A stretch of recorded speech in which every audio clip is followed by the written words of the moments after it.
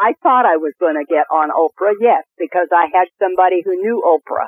But undoubtedly, they didn't know her well enough. This is Ron Pramshafer, and welcome to Publishing Basics Radio, where weekly we try to help you navigate the self-publishing minefield. Today we're talking with Eve Quillen, the author of My Life in Shorts. Hi, Eve. Good morning, Ron. Quick question. What gave you the idea to write a book? I have told my stories to all my friends for years and years, and everybody has said, oh, my goodness, you should write a book. And I'm sure, Ron, that everybody in the world has been told that by their friends at some point in time. Most of them have enough sense to not listen, but I didn't. All right. So, now, once you got this idea and you decide, okay, I'm going to bang this out, I'm going to write a book, did you try to go to like a traditional publisher first? Yes, I did, Ron. I went through everybody that anybody referred me to. You know, someone would say, well, why don't you try this company or that company? Also, I have a real dear friend named Anthony Summers, who is a bestseller. He even tried to get his agent to take me on, and the agent wouldn't take me on because I write short stories rather than a novel-type book. I was about to give up when I found you.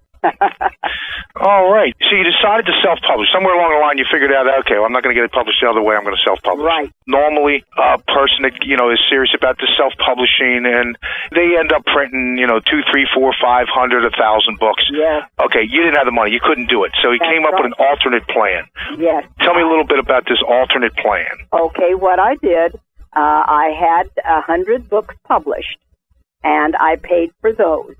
Then what I did was sent a letter to everybody in my email, and all the friends that I have that are not on email yet, I wrote them a snail mail letter, and I sold my first 100 books to my friends.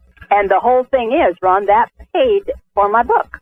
If I can find more friends that want to buy books, they can buy them either from me or on Amazon or one of those other companies on the internet or in a bookstore, and we'll talk about that, Okay, because that was what I wanted to talk about. The way you got into Amazon was something we called like print on demand.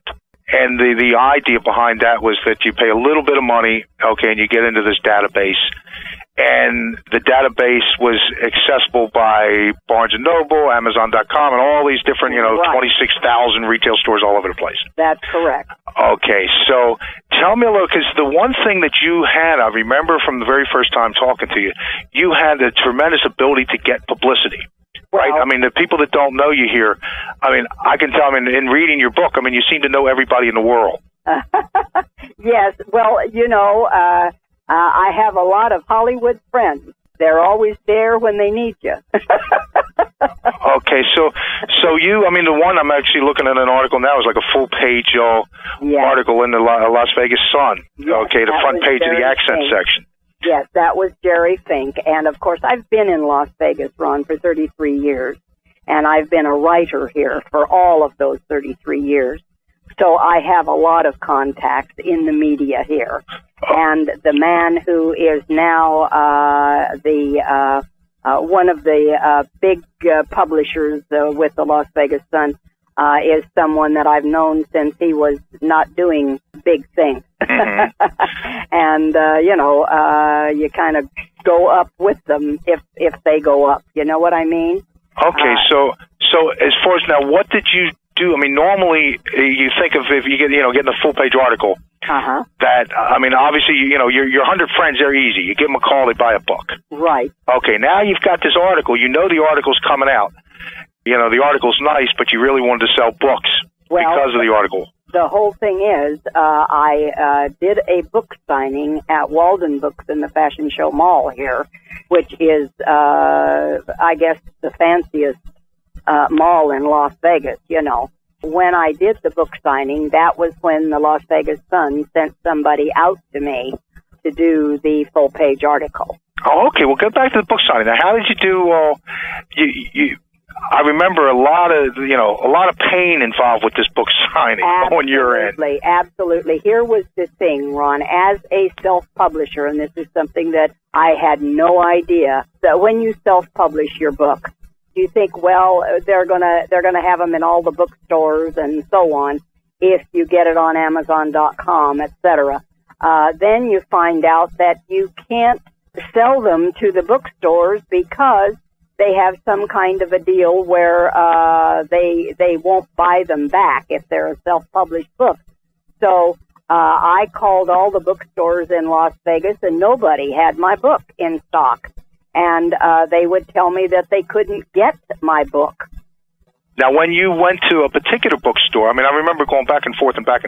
Yes. And all that, when you went in, the book was available. Like, they could look it up on the computer and find it, but they were basically telling people that it wasn't available, right? That's correct. That's absolutely right. They weren't really trying to help me sell a book, even to the point of being, courteous to the people that came in and looking it up to see if they could get it. Do you know what I mean? Oh, because you did a lot of self-publishers do this. You had friends go into different bookstores looking for the book? Absolutely, and I called every bookstore in town using different names about the book myself, and I was told over and over again that it wasn't available.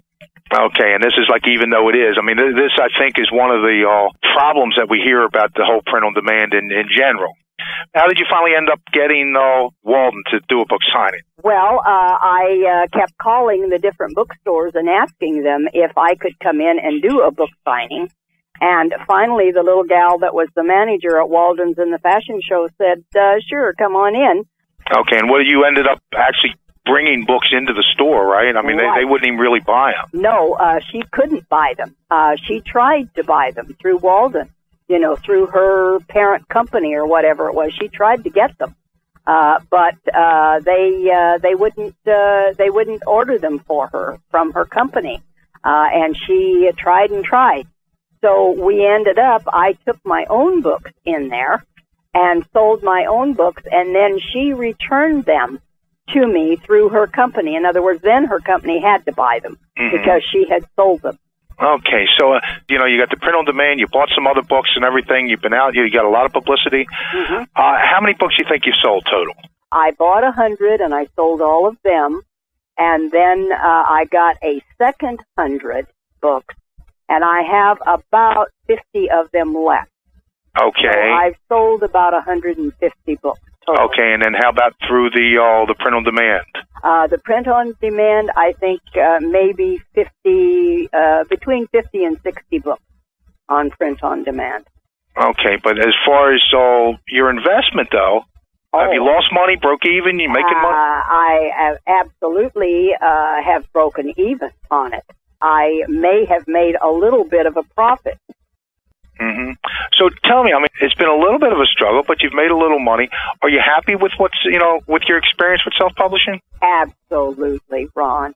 I wouldn't trade it for anything in the world. How many people, when they get into their middle or late 70s, sit down and wait to die? I got out there and fulfilled a lifelong dream. Oprah has this dream bus that she's going around with. Well, my dream was to publish a book, and I fulfilled my dream.